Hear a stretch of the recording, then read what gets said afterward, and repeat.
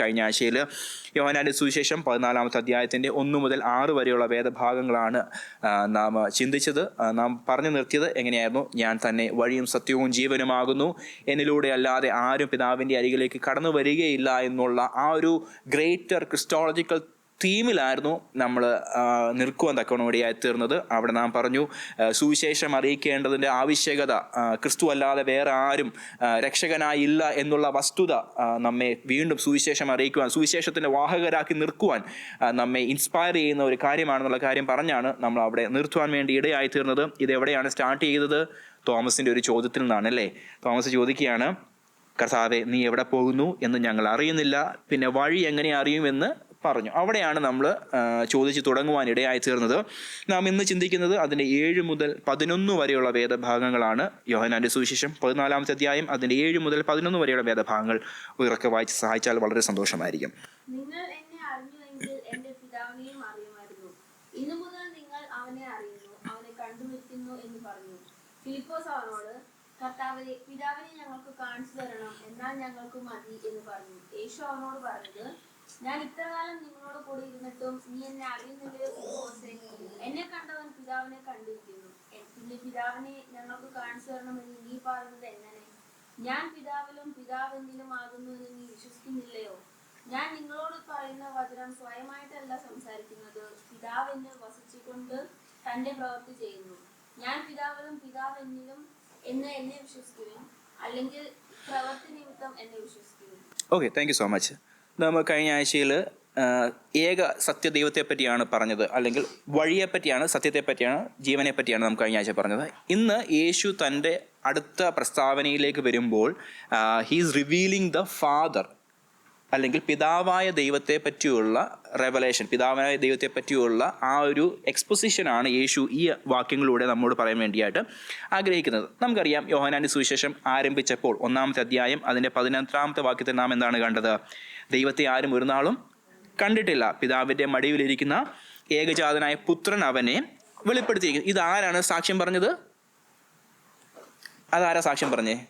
അത് യോഹന്നാൻ പറഞ്ഞൊരു സാക്ഷ്യമാണ്. യോഹന്നാൻ പറഞ്ഞു തുടങ്ങിയ ആ വചനത്തെ പറ്റി പറഞ്ഞപ്പോൾ, ലോഗോസിനെ പറ്റി പറഞ്ഞപ്പോൾ, ഇറ്റേണിറ്റിയെ പറ്റി പറഞ്ഞു വന്നപ്പോൾ അദ്ദേഹം പറഞ്ഞതാണ്, പിതാവിനെ ആരും കണ്ടിട്ടില്ല, പുത്രൻ അവനെ വെളിപ്പെടുത്തിയിരിക്കുന്നു എന്നാണ് പറഞ്ഞിരിക്കുന്നത്.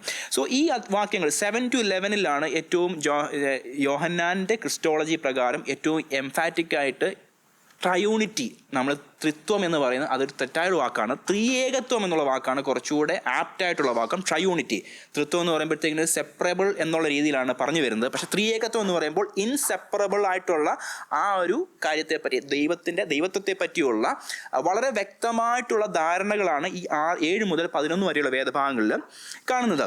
നമുക്കറിയാം, പഴയ നിയമത്തിലേക്ക് നോക്കുമ്പോൾ മോശ ദൈവത്തോട് പറയുന്നുണ്ട്, എനിക്ക് നിൻ്റെ മുഖം കാണണം, അല്ലെ നിന്നെ കാണണമെന്ന് പറയുന്നുണ്ട്. അപ്പോൾ ഈ കർത്താവ് എന്ത് പറയുന്നത്? യഹോവയായ ദൈവം എന്താ പറയുന്നത്? എന്നെ കണ്ടു കഴിഞ്ഞു കഴിഞ്ഞാൽ ആ മനുഷ്യൻ പിന്നെ ജീവനോടെ ഇരിക്കുകയില്ല എന്ന് പറഞ്ഞിട്ട് അവനോട് പറഞ്ഞു, നീ ഒരു പാറയുടെ മറവിലേക്ക് മാറിക്കോ എന്ന് പറഞ്ഞിട്ട് ദൈവത്തിൻ്റെ ആ മഹത്വം മുഴുവൻ കാണിച്ചോ? ഇല്ല, അതിൻ്റെ പിൻഭാഗം മാത്രം ഒന്ന് മോശ കണ്ടു. അപ്പം വളരെ കുറഞ്ഞ ഒരു പ്രഭാവം മാത്രമാണ് ആര് കണ്ടത്? മോശ കണ്ടത്. അപ്പോൾ നിങ്ങളൊന്ന് ആലോചിച്ച് വേണം, മോശയ്ക്ക് അത് കാണുവാൻ പറ്റിയില്ല. പക്ഷെങ്കിൽ യോഹന്നാൻ തുടങ്ങിയപ്പോൾ പറഞ്ഞു, പിതാവിൻ്റെ മടിയിലിരിക്കുന്ന പുത്രൻ പിതാവിനെ വെളിപ്പെടുത്തിയിരിക്കുന്നു. മനസ്സിലാവുന്നുണ്ടോ?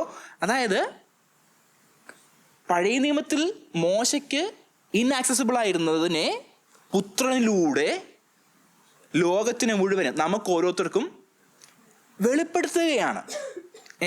നമുക്ക് പലപ്പോഴും പല ആളുകളുടെ ഉള്ളിൽ പഴയ നിയമത്തിലുള്ള ദൈവം ക്രൂരനായ ദൈവവും പുതിയ നിയമത്തിലെ ദൈവം ഭയങ്കര ശാന്ത സ്വരൂപനായ ദൈവം എന്നൊക്കെ ഭയങ്കര തെറ്റായിട്ടുള്ള തിയോളജിക്കൽ തോട്ട് പ്രോസസ്സാണ് അത് കേട്ടോ. അതിലേക്ക് നമുക്ക് വരാം. അപ്പം അങ്ങനെയല്ല, ശരിക്കും പറഞ്ഞാൽ he carried the essence of the Father with him. മനസ്സിലാവുന്നുണ്ടോ? അതായത് പുത്രൻ എന്ന് പറയുമ്പോൾ ഒരു സെപ്പറേറ്റ് ഗോഡ് അല്ല, he is the image of the invisible God. കൊലോസ്യ ലേഖനത്തിൽ അതല്ലേ പറയുന്നത്, അവനിലല്ലോ അവൻ അദൃശ്യനായ ദൈവത്തിൻ്റെ പ്രതിമയാകുന്നു. അതോടൊപ്പം തന്നെ കൊലോസ്യ ലേഖനം 2-ാം അധ്യായത്തിലേക്ക് വരുമ്പോൾ അവനിലല്ലോ ദൈവത്തിൻ്റെ സർവ്വസമ്പൂർണതയും ദേഹരൂപമായി വസിക്കുന്നത്. സോ ഇൻവിസിബിൾ ഗോഡിൻ്റെ വിസിബിൾ പാർട്ടായിട്ടാണ് യേശുക്രിസ്തു വെളിപ്പെട്ട് വന്നിരിക്കുന്നത്. നമ്മൾ ഈ കാര്യമൊക്കെ നമ്മൾ വളരെ സവിസ്തരം ചിന്തിക്കേണ്ടത് വളരെ ആവശ്യമാണ്. കാരണം നാം സുവിശേഷം അറിയിക്കാൻ പോകുമ്പോൾ നമ്മളോട് സുവിശേഷത്തിൻ്റെ സംശയങ്ങളെ ആളുകൾ ചോദിക്കുമ്പോൾ ഇതൊക്കെ നമ്മൾ അറിഞ്ഞിരിക്കേണ്ടത് വളരെ ആവശ്യമാണ്.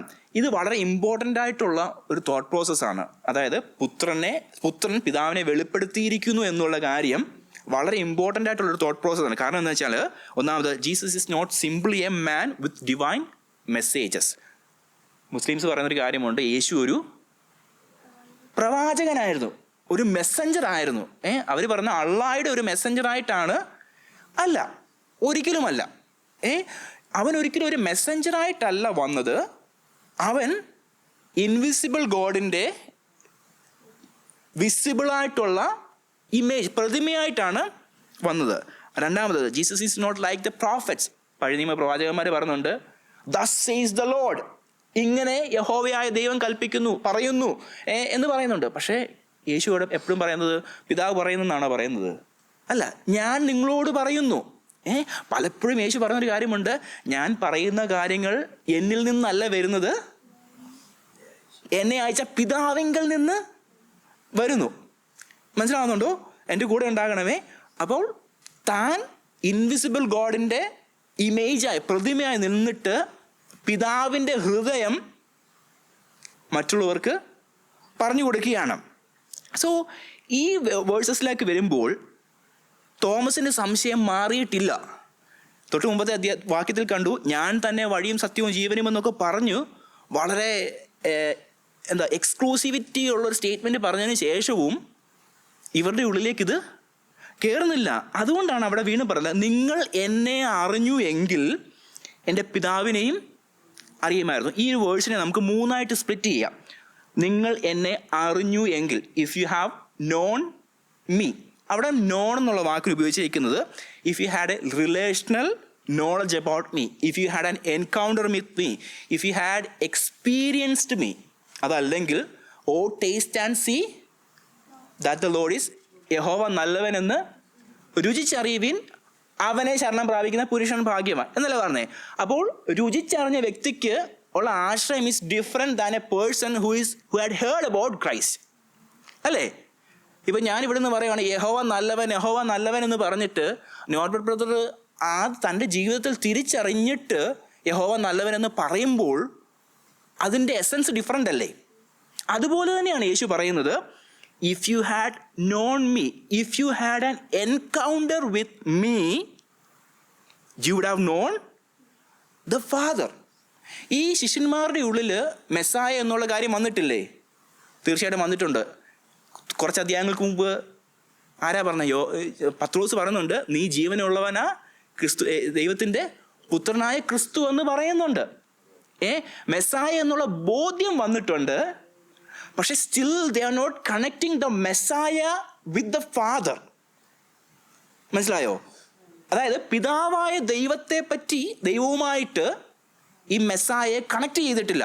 അവർ യഹൂദന്മാർ പഠിച്ചു വച്ചിരിക്കുന്നത് പോലെ തോറയിൽ പറഞ്ഞിരിക്കുന്ന ഒരു മെസ്സിഹ വരുന്നു, ആ മെസ്സിഹ രാജ്യം സ്ഥാപിക്കുന്നു, അതോ എന്താണ് സംഭവിക്കുന്നത് അറിയത്തില്ല. But still they understood the fact that this is Messiah, but they haven't connected the visible image of the Father with the invisible image. ആ ഒരു ധാരണ ഇവരുടെ ഉള്ളിൽ വരാത്തത് കൊണ്ടാണ് യേശു പറയുന്നത്, if you had known me, if you had an encounter with me, you would have known my father also. അതായത് അവിടെ രണ്ടാമത് പറഞ്ഞിരിക്കുന്ന നോൺ എന്ന് പറയുമ്പോൾ you would have had complete comprehension about the Godhead. മനസ്സിലാവുന്നുണ്ടോ? അതല്ലെങ്കിൽ ആ ഒരു ക്ലാരിറ്റി, ആ ഒരു ഇൻസൈറ്റ് നിങ്ങൾക്ക് നിശ്ചയമായിട്ടും ഉണ്ടാകും. ജോൺ 1:18 കണ്ടു, the Son perfectly reveals the Father. John chapter 5 verses 19 to 23 വരുമ്പോഴത്തേക്കിന് the works of the sun are the works of the Father. പിതാവിൻ്റെ ഇഷ്ടം ചെയ്യാൻ വേണ്ടി വന്ന പുത്രൻ എന്നാണ് അവിടെ കാണുന്നത്. ഇവിടെ യോഹന്നാൻ 12 അതിൻ്റെ മുമ്പുള്ള അധ്യായങ്ങളിലേക്ക് വരുമ്പോൾ 49-50 വാക്യങ്ങൾ വരുമ്പോൾ the words of the sun are the words of the father. അപ്പോൾ യേശു പറയുകയാണ്, നിങ്ങൾക്ക് മെസ്സായയെ പറ്റിയുള്ള ധാരണയുണ്ട്, പക്ഷെ നിങ്ങൾ അതിനകത്ത് കുറച്ചുകൂടെ ഒന്ന് എക്സലൻ്റ് ആകേണ്ടതായിട്ടുണ്ട്. അതായത് നിങ്ങൾ ആ പ്രോഗ്രസ് നോക്കിക്കേ. യേശു പറയുകയാണ്, ഞാൻ തന്നെ വഴിയും സത്യവും ജീവനുമാകുന്നു, എന്നിലൂടെ അല്ലാതെ ആരും പിതാവിൻ്റെ അടുക്കിലേക്ക് വരുന്നില്ല. So he reveal the path to the father. അത് കഴിഞ്ഞിട്ട് പറഞ്ഞു, ഞാനാണ് ആ പാത്ത് എന്ന് പറഞ്ഞു അല്ലേ, എന്നിലൂടെ അല്ലാതെ. അതിനുശേഷം പറയുകയാണ്, നിങ്ങൾ എന്നെ അറിഞ്ഞുവെങ്കിൽ എൻ്റെ പിതാവ്. So he's clubbing everything together and he's connecting all the dots together and saying that I am one among the triunity Godhead. ത്രിയേക ദൈവത്തിൽ നിന്നുള്ള ആ ഗോഡ് ഹെഡിനകത്തുള്ള ഒരു പേഴ്സണാണ്, പേഴ്സണാലിറ്റി അല്ല, ഒരു പേഴ്സണാണ് ഞാൻ. മനസ്സിലാവുന്നുണ്ടോ? നമ്മൾ വാക്കുകൾ കൊണ്ട് പറഞ്ഞ് ത്രിയേകത്വം എക്സ്പ്ലെയിൻ ചെയ്യുന്നത് വളരെ പാടായിട്ടുള്ള കാര്യമാണ്. ത്രിയേകത്വം അതെങ്ങനെ ശരിയാവുന്നത്? പേഴ്സൺ ആണോ, ബീയിങ് ആണോ, പേഴ്സണാലിറ്റി ആണോ? ഇത് മൂന്നും നമ്മുടെ ഉള്ളിലുള്ള കൺഫ്യൂഷനാണ് അല്ലേ. ഒരു ദൈവമാണോ, മൂന്ന് ദൈവമാണോ? എസൻസിൽ ഒന്ന്, ബട്ട് ദേ ആർ 3 in 1. മൂന്ന് ദൈവങ്ങളല്ല, മൂന്ന് പിരിവുകളല്ല. Father is God, the sun is God and the Holy Spirit is God. പക്ഷെങ്കിൽ ഇവർക്ക് മൂന്ന് പേർക്കുമുള്ള പ്രവൃത്തി തലങ്ങൾ വ്യത്യസ്തമാണ്. കൂടെ ഉണ്ടാകണേ. ഇവർക്കുള്ള പ്രവൃത്തി തലങ്ങൾ വ്യത്യസ്തമാണ്. പിതാവിൻ്റെ ഇഷ്ടത്തിനനുസരിച്ച് പുത്രൻ ഭൂമിയിലേക്ക് വന്നു. അതിനുശേഷം സ്നാനപ്പെടുമ്പോൾ ആത്മാവ് പ്രാവെന്ന പോലെ വരുന്നു. വളരെ എവിഡൻ്റ്ലി പിതാവ്, പുത്ര, പരിശുദ്ധാത്മാവ് എന്ന ത്രിയേക ദൈവത്വത്തിൻ്റെ ഒരു എക്സിബിഷൻ ആയിരുന്നു ആ ഒരു ഈവൻ്റ്. ട്രാൻസ്ഫിഗറേഷൻ മറുരൂപമലയിൽ നടക്കുന്നു. ഇവിടെ എല്ലാം നടക്കുന്നത് ഈ ത്രിയേക ദൈവത്വത്തിൻ്റെ സമ്മേളനം തന്നെയായിരുന്നു. അപ്പോൾ യേശു ഇവരോട് പറയാണ്, ഞാൻ ഒരിക്കലും ഒരു ലെസ്സർ ഗോഡ് അല്ല, ഞാനൊരു ലെസ്സർ ബീയിങ് അല്ല. മെസ്സായ എന്ന് പറയുന്നത് ഗോഡ് ഹെഡിനകത്ത് ഏറ്റവും ലോവർ പ്രയോറിറ്റി ഉള്ളൊരു വ്യക്തി അല്ല. പകരം I am among the Godhead. ഞാൻ ഗോഡ് ഹെഡിനകത്തുള്ളവനാണ്. But I emptied myself to come to the earth. I took the human form to redeem the mankind. നിങ്ങൾക്കത് മനസ്സിലാവുന്നുണ്ടോ? That is grace. അതാണ് കൃപയെന്ന് പറയുന്നത്. അതായത് വേറൊരു രീതിയിൽ പറഞ്ഞു കഴിഞ്ഞാൽ, ഒരു രാജ്യത്തിൻ്റെ അംബാസിഡറായിട്ട് ഒരു വ്യക്തിയെ വിടുന്നതും ആ രാജ്യത്തിൻ്റെ രാജാവ് ചെല്ലുന്നതും ഈസ് ഡിഫറെൻറ്റ്, റൈറ്റ് അല്ലേ? യേശു ഒരിക്കലും ഒരു അംബാസിഡറായിട്ടല്ല വന്നത്, അവൻ രാജാവായിട്ട് തന്നെയാണ് വന്നത്. അതിന് ശേഷമാണ് he emptied himself to take our sins on himself and to be sacrificed on the cross. അതിനുശേഷം യേശു വരികയാണ്. അപ്പോൾ നിങ്ങൾ എന്നെ അറിഞ്ഞുവെങ്കിൽ എൻ്റെ പിതാവിനെയും അറിയുമായിരുന്നു. So essence, by essence I and the Father are one. അതിനുശേഷം മുമ്പോട്ട് വരുമ്പോൾ, ഇന്നു മുതൽ നിങ്ങൾ അവനെ അറിയുന്നു, അവനെ കണ്ടുമിരിക്കുന്നു എന്ന് പറഞ്ഞു. ഇൻവിസിബിൾ ഗോഡിൻ്റെ വിസിബിൾ ഇമേജ് ആണ് പിതാവിൻ്റെ മടിയിലിരിക്കുന്ന പുത്രനായ ക്രിസ്തു. അവനെ വെളിപ്പെടുത്തിയിരിക്കുന്നു എന്ന് പറയുന്നു.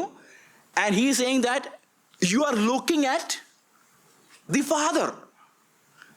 അതിനൊരു എക്സ്പ്ലനേഷൻ ഒന്നുകൂടെ വരുന്നുണ്ട്. അതെന്താണെന്ന് വെച്ച് കഴിഞ്ഞാൽ, ഇന്നു മുതൽ എന്ന് പറയുമ്പോൾ ക്രൂശീകരണത്തിൻ്റെ ആ ഒരു നിഴലിലാണ് യേശു അത് പറയുന്നത്. അതായത് ആ ഗ്ലോറിഫിക്കേഷനിലേക്ക് പോകുമ്പോഴാണ് യഥാർത്ഥത്തിൽ പിതാവിൻ്റെ ആ ഗ്ലോറി കാണുന്നത്. ക്രൂശീകരണം ഒരിക്കലും ഒരു നഷ്ടമല്ലായിരുന്നു, ഒരു പരാജയമല്ലായിരുന്നു. ക്രൂശിലാണ് പിതാവിൻ്റെ മഹത്വം, പിതാവിൻ്റെ സ്നേഹം മുഴുവൻ മറ്റുള്ളവർക്ക് കാണപ്പെട്ടത്. ഒന്ന്, ഈ വാക്യത്തിലേക്ക് വരുമ്പോൾ when Jesus says like from now on, ആ റിഡംറ്റീവ് മൊമെൻറ്റിനെയാണ് യേശുവോടെ പറയുന്നത്. രണ്ട് കാര്യങ്ങൾ. ഒന്ന്, റെവലേഷൻ, ക്ലാരിറ്റി. 1-ാം അധ്യായം മുതൽ യോഹന്നാൻ പറഞ്ഞു വന്ന ആ വാക്കുകളിനകത്ത് ഹി വാസ് ബിൽഡിങ് 1 by 1. ആ ഒരു ബിൽഡിംഗ് ബ്ലോക്ക് അനുസരിച്ച് യേശുവിനെ ഇങ്ങനെ എക്സ്പ്ലെയിൻ ചെയ്യുക, ഒരു നറേഷൻ പോലെ യേശുവിനെ ഇങ്ങനെ എക്സ്പ്ലെയിൻ ചെയ്തു. സോ 12, 13, 14 അധ്യായങ്ങളിലേക്ക് വരുമ്പോൾ, 13 എസ്പെഷ്യലി 13 and 14 വരുമ്പോഴത്തേക്കിനും ആ യേശു ക്രിസ്തു ആണ് മെസ്സായ എന്നുള്ളത് ഒന്നുകൂടെ അരക്കിട്ടുറപ്പിക്കുകയാണ്. മനസ്സിലാവുന്നുണ്ടോ? And next he saying that this Messiah is the Father. I mean, is the Father in the sense he having the same essence with the Father. മനസ്സിലാവുന്നുണ്ടോ? So ആ Godhead ഒന്നുകൂടെ explain ചെയ്തതിന് ശേഷം പറയുകയാണ്, ഇന്നു മുതൽ you will be seeing the Father through the Messiah. അപ്പോൾ ഒന്ന്, യോഹന്നാൻ was building the revelation about Christ. രണ്ട്, the cross will fully reveal the Father. ഇത്രയും നേരവും യേശു മാത്രമായിരുന്നു, പക്ഷെ ക്രൂശിലേക്ക് വരുമ്പോൾ പിതാവിനെയും ഒന്നുകൂടെ റിവീൽഡ് ആകുകയാണ്. കാരണം എന്താണെന്ന് വെച്ചാൽ ക്രോസിലാണ് യേശുവിൻ്റെ സ്നേഹം, അല്ല പിതാവിൻ്റെ സ്നേഹം. ജോൺ 3:16 തൻ്റെ ഏകജാതനായ പുത്രനിൽ വിശ്വസിക്കുന്ന ഏവനും. സോ പിതാവിൻ്റെ സ്നേഹം, because he loved the world, ഈ ലോകത്തെ അവൻ സ്നേഹിച്ചു. രണ്ട്, ആ ക്രൂശിലാണ് പിതാവിൻ്റെ നീതി കാണുന്നത്, ജസ്റ്റിസ് കാണുന്നത്, അല്ലേ? റോമാലേഖനം 3-ാം അധ്യായത്തിലേക്ക് വരുമ്പോൾ മാനവരാശി മുഴുവൻ പാപത്തിന് അധീനരായിരിക്കുന്നു, മനുഷ്യരെല്ലാവരും ദൈവത്തിൻ്റെ ക്രോധത്തിന് പാത്രരായിരിക്കുന്നു. And somebody must take that place, right? ആ നീതി ആരുടെ മേലാകുകയാണ്? ആ ക്രോധം മുഴുവൻ ആരുടെ മേലാകുകയാണ്? യേശുവിൻ്റെ മേലാകുകയാണ്. അതുകൊണ്ടാണ് യേശു പറയുന്നത്, കഴിയുമെങ്കിൽ ഈ പാനപാത്രം, ആ പാനപാത്രത്തിനകത്ത് നേരത്തെ പറഞ്ഞതാണ്, പാനപാത്രത്തിനകത്ത് ദൈവത്തിൻ്റെ ക്രോധമായിരുന്നു, right? And he took that. And ആ ക്രൂശിലാണ് പിതാവിൻ്റെ ജസ്റ്റിസ് കാണുന്നത്. ഒന്നാമത് പിതാവിൻ്റെ സ്നേഹം കണ്ടു, രണ്ട് പിതാവിൻ്റെ നീതി കാണുന്നു, മൂന്ന് പിതാവിൻ്റെ മഹത്വം കാണുന്നത് ക്രൂശിലാണ്. നമ്മൾ ഇതിനു മുമ്പുള്ള അധ്യായത്തിൽ 12-ാം അധ്യായത്തിൻ്റെ അവസാനത്തെ ഭാഗത്തിലേക്ക് വരുമ്പോൾ, ക്രൂശിലേക്ക് പോകുമ്പോൾ 3 കാര്യങ്ങൾ സംഭവിക്കുന്നതായിട്ട് പറഞ്ഞായിരുന്നു, അല്ലേ? ഒന്ന്, ലോകത്തിൻ്റെ ന്യായവിധി ഉണ്ടാകുന്നു. 2, പിശാചിൻ്റെ ന്യായവിധി ഉണ്ടാകുന്നു. 3, അവൻ മഹത്വപ്പെടുത്തുന്ന, ഓർക്കുന്നുണ്ടാകുമെന്ന് ഞാൻ വിശ്വസിക്കുകയാണ്, ഈ 3 കാര്യങ്ങൾ.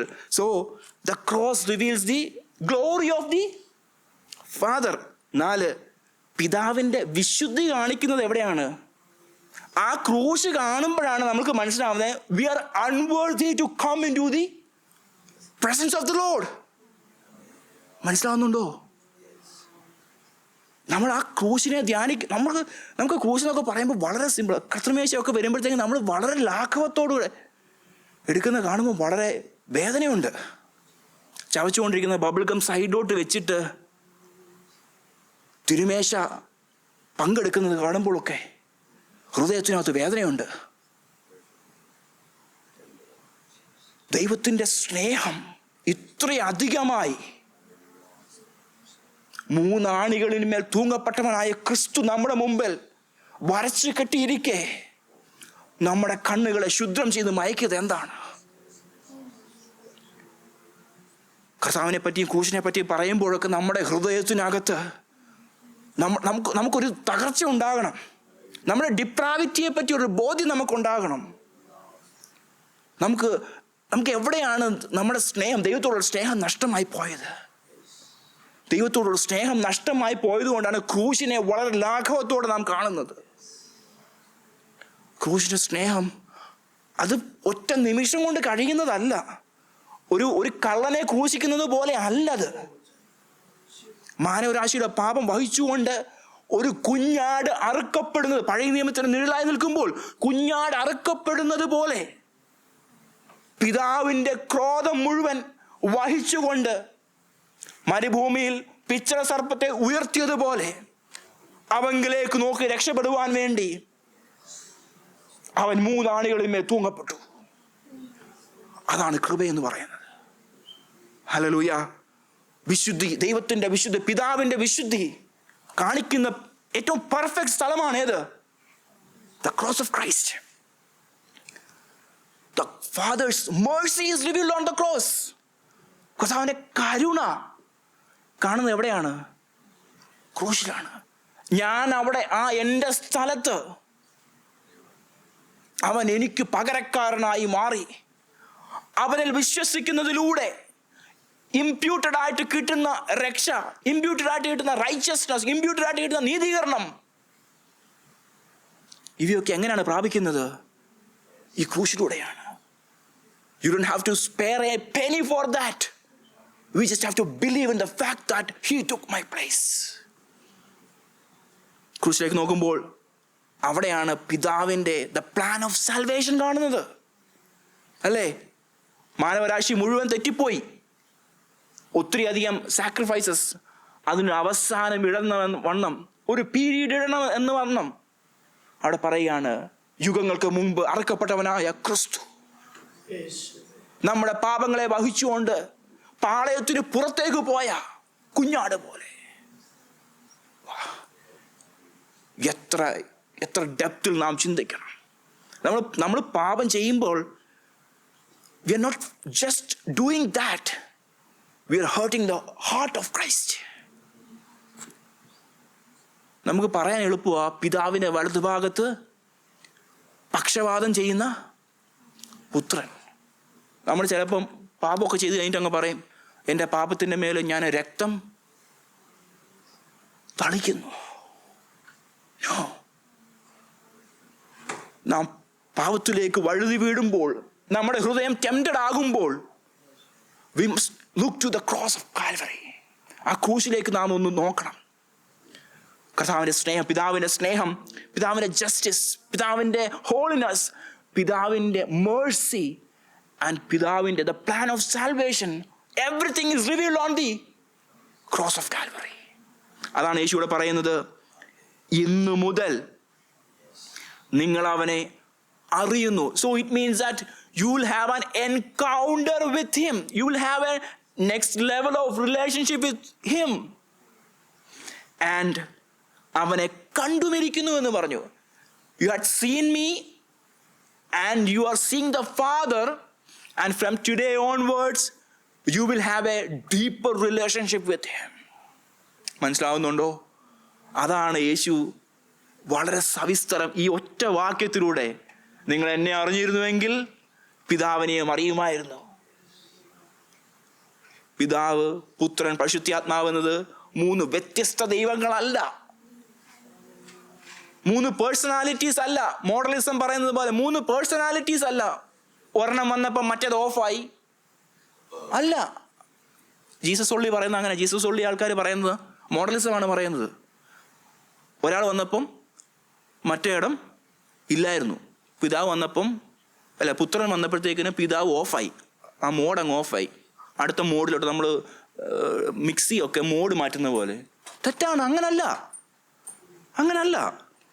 സോ ഇത് വളരെ ക്രിസ്റ്റോളജിക്കലി വളരെ ഇമ്പോർട്ടൻ്റ് ആയിട്ടുള്ളൊരു സ്റ്റേറ്റ്മെൻ്റ് ആണ് യേശു ഇവിടെ പറയുന്നത്. 8ാമത്തെ വാക്യത്തിലേക്ക് വരുന്നത്, ഫിലിപ്പോസ് അവനോട്, കർത്താവേ, പിതാവിനെ ഞങ്ങൾക്ക് കാണിച്ചു തരണം, എന്നാൽ ഞങ്ങൾക്ക് മതി എന്ന് പറഞ്ഞു. സോ ഇത്രയും യേശു സവിസ്തരം എക്സ്പ്ലെയിൻ ചെയ്ത് കഴിയുമ്പോൾ വീണ്ടും ഫിലിപ്പോസ് പറയുകയാണ്, ഞങ്ങൾക്ക് പിതാവിനെ കാണിച്ചു തരണം. ശരിക്കും പറഞ്ഞാൽ അത് പഴയ നിയമത്തിലുള്ള ഏത് വിശുദ്ധന്മാരെ നോക്കിയാലും അവരുടെ ഹൃദയത്തിൻ്റെ ഒരു കരച്ചിലായിരുന്നു, ഞങ്ങൾക്ക് ദൈവത്തെ കാണണം. മോശ പറഞ്ഞു, അല്ലേ?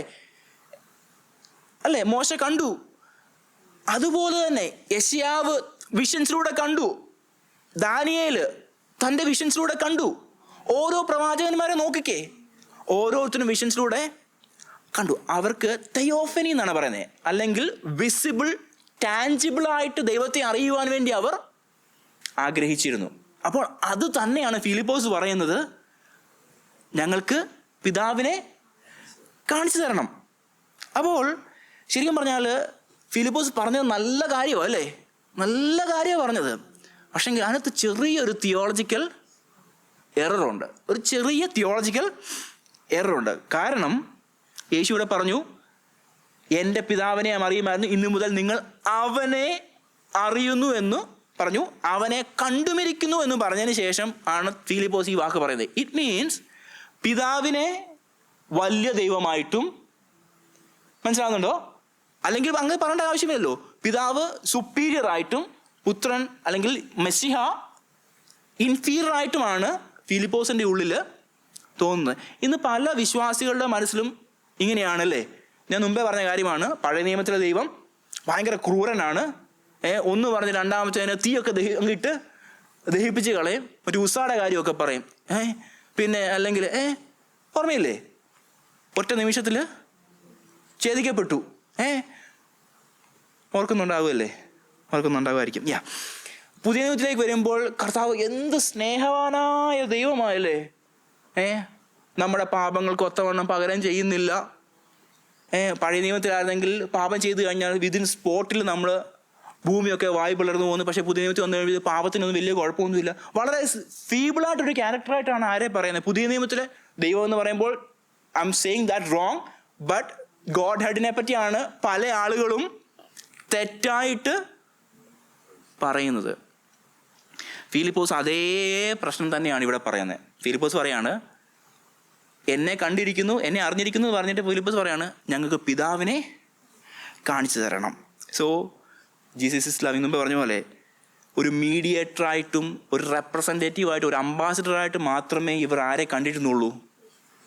യേശുവിനെ കണ്ടിരുന്നുള്ളൂ. സോ ഫിലിപ്പോസിനോട് യേശു പറയുകയാണ്, മോനെ, അടുത്ത വാക്യത്തിൽ പറഞ്ഞ മോനെ, നീ നിൻ്റെ തോട്ട് പ്രോസസ് ഒക്കെ ഒന്ന് മാറ്റി എഴുതണം. അതാണ് നമ്മൾ 9-ാമത്തെ വാക്യത്തിലേക്ക് വരുമ്പോൾ യേശു അവനോട് പറഞ്ഞത്.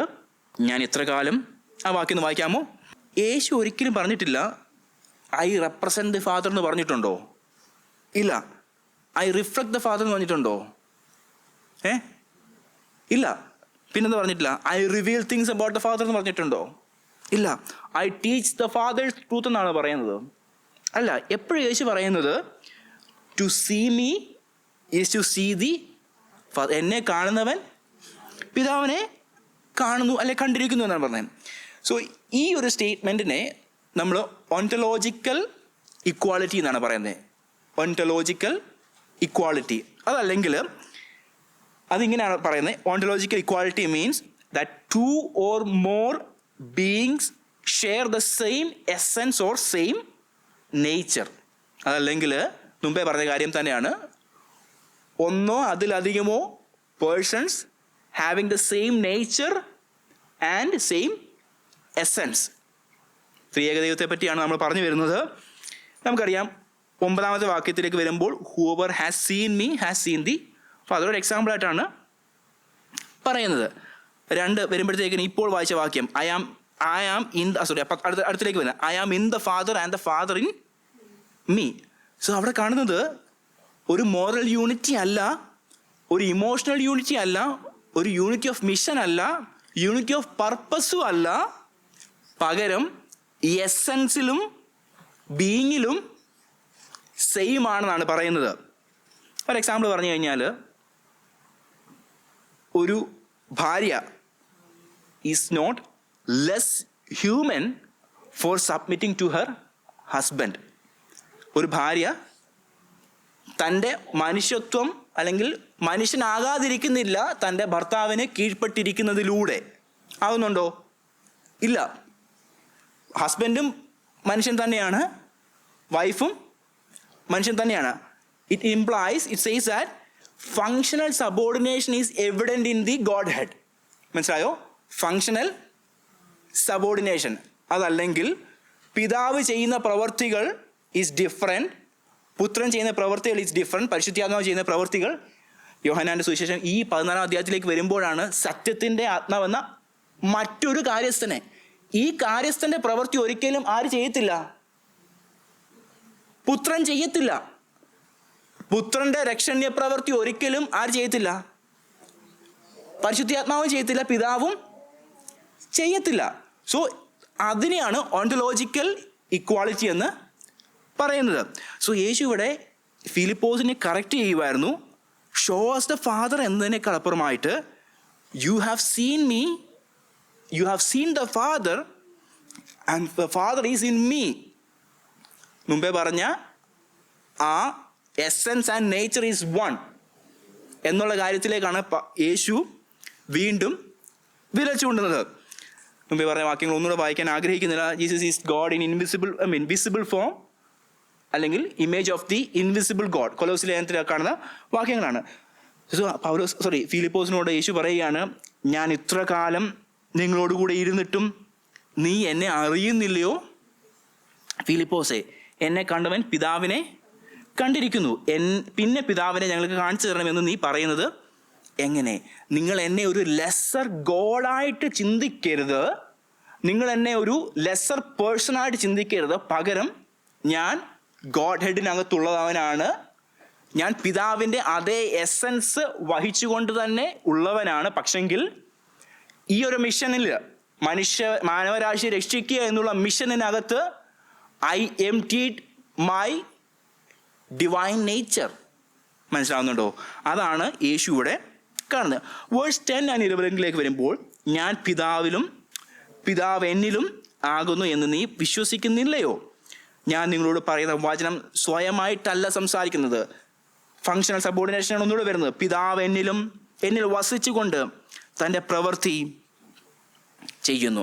ഈ 10-11 വാക്യങ്ങൾ നമ്മൾ പെൻഡക്കോസ്റ്റലിസത്തിനകത്ത് വളരെ കേൾക്കാത്തൊരു വാക്കാണ് ഞാൻ പഠിച്ചു വന്നപ്പോൾ എനിക്ക് കിട്ടിയത്.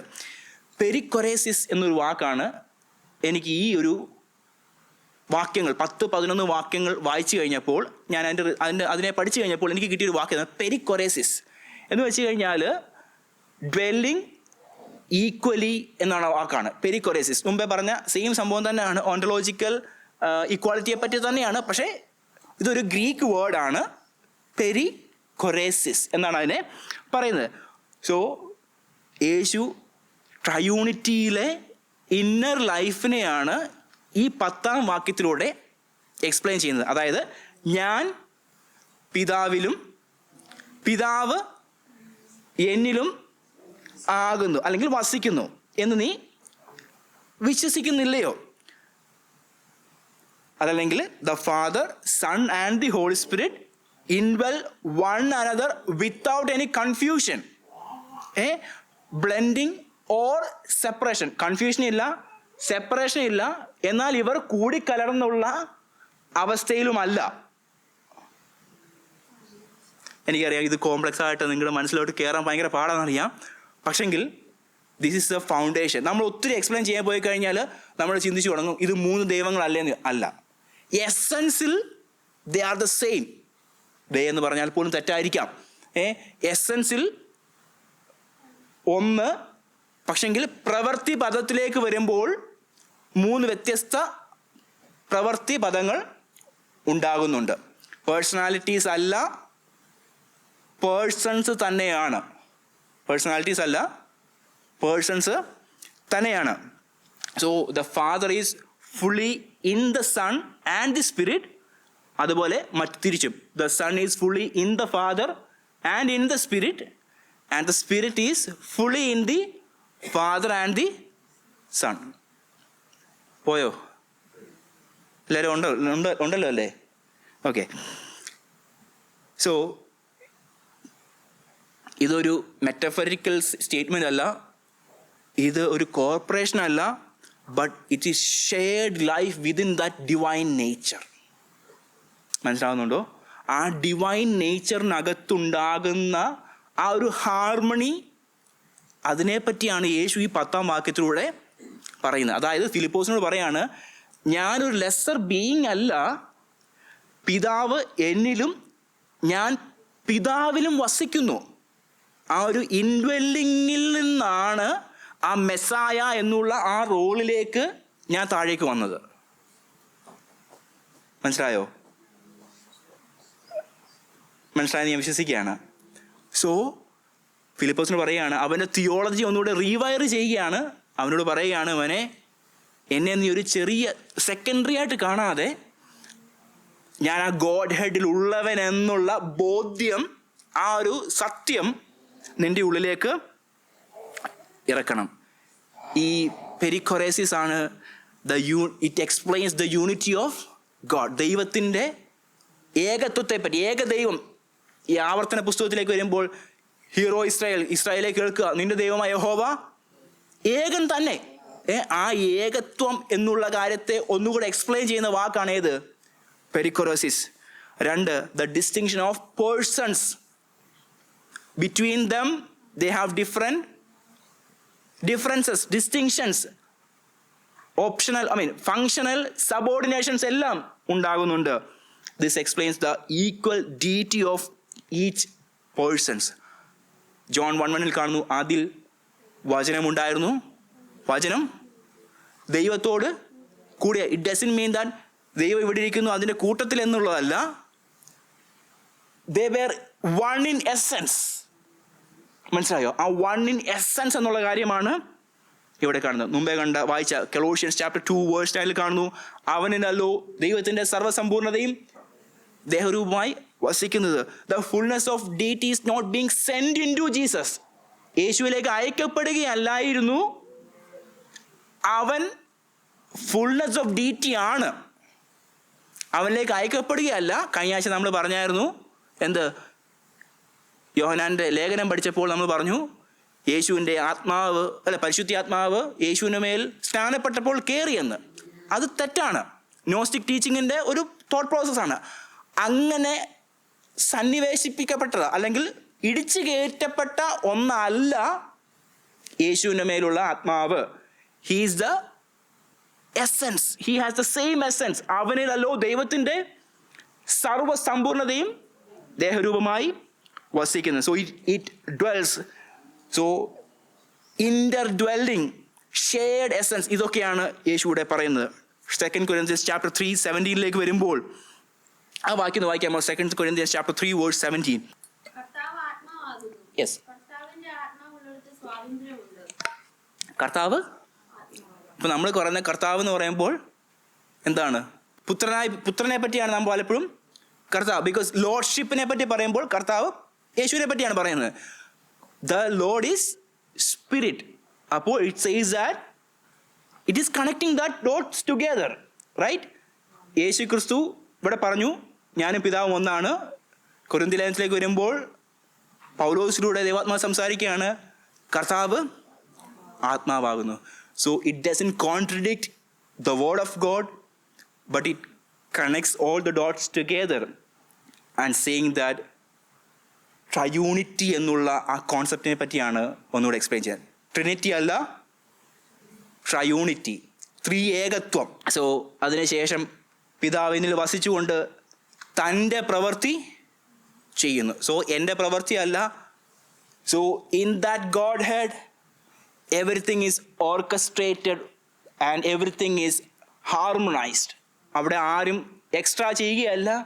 ദേ have their own roles and the father is giving instruction to the Son in here to do the things. എൻ്റെ ഇഷ്ടമല്ല, പിതാവിൻ്റെ ഇഷ്ടം നിവർത്തിക്കപ്പെടുന്നു. 11 വാക്യം, ഞാൻ പിതാവിലും പിതാവ് എന്നിലും എന്ന് എന്നെ വിശ്വസിക്കുവിൻ, അല്ലെങ്കിൽ പ്രവൃത്തി നിമിത്തം എന്നെ വിശ്വസിക്കുവിൻ.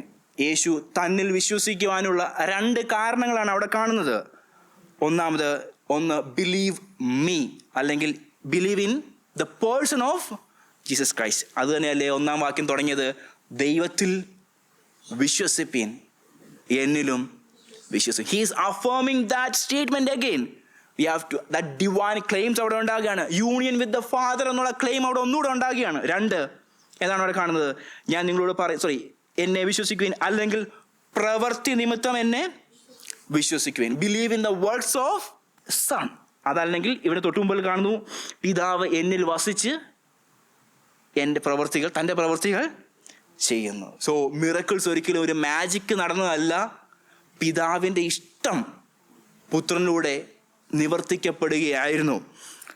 അതോടൊപ്പം തന്നെ miracles it proves the authority of Jesus Christ. എവിടെയൊക്കെ നോക്കിയാലും 1-ാമത്തെ അധ്യായം മുതൽ, യോഹന്നാൻ സുവിശേഷം 1-ാമത്തെ അധ്യായം മുതൽ നോക്കുമ്പോൾ പ്രകൃതിയുടെ മേൽ, രോഗത്തിൻ്റെ മേൽ, പാപത്തിൻ്റെ മേൽ, എല്ലാത്തിൻ്റെ മേലും അതോറിറ്റി ഉള്ളവൻ ആരാണ്?